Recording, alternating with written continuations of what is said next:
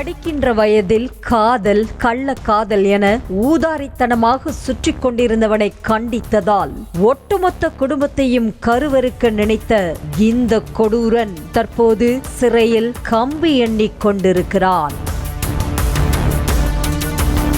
நாமக்கல் பேருந்து நிலையம் எதிரே உள்ள ஹோட்டலில் இருந்து சிக்கன் ரைஸ் பார்சல் வாங்கி சாப்பிட்ட தந்தை சண்முகநாதன் மகள் நதியாவுக்கு உடல்நலம் பாதிக்கப்பட்டதை அடுத்து உணவு பாதுகாப்புத்துறை அதிகாரிகள் ஹோட்டலுக்கு சீல் வைத்தனர்.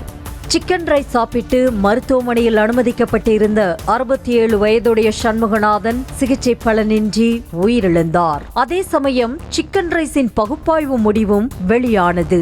அதில் பூச்சி மருந்து கலந்திருப்பது உறுதியானதை அடுத்து போலீசாரின் பார்வை ஹோட்டலில் இருந்து சிக்கன் ரைஸை பார்சல் வாங்கி சென்ற சண்முகநாதனின் பேரனும் நதியாவின் மகனுமான கல்லூரி மாணவன் பகவதியின் பக்கம் திரும்பியது.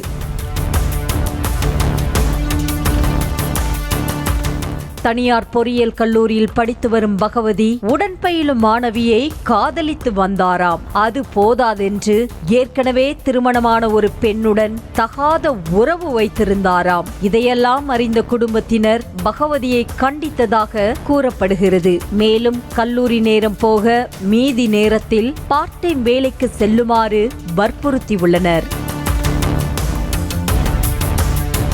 இவையெல்லாம் சேர்ந்து பகவதிக்கு ஆத்திரத்தை ஏற்படுத்தியதால் தாய், தாத்தா என ஒட்டுமொத்த குடும்பத்தையும் கொலை செய்ய முடிவு செய்துள்ளார் பகவதி.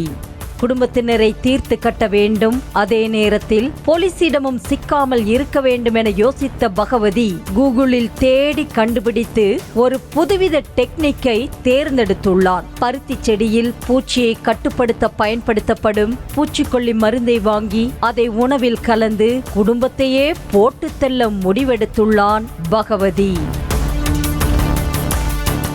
இதையடுத்து பார்ட் டைம் வேலையில் முதல் மாத சம்பளம் கிடைத்துள்ளதால் குடும்பத்திற்கு ட்ரீட் என கூறி கடையில் இருந்து பகவதி ஃப்ரைட் ரைஸ் பார்சல் வாங்கி சென்று கொடுத்திருக்கிறான். தாய் நதியாவும் தாத்தா சண்முகநாதனும் சிக்கன் ரைஸை முதலில் சாப்பிட்டதை அடுத்து சிறிது நேரத்திலேயே உடல்நல பாதிப்பு ஏற்பட்டது.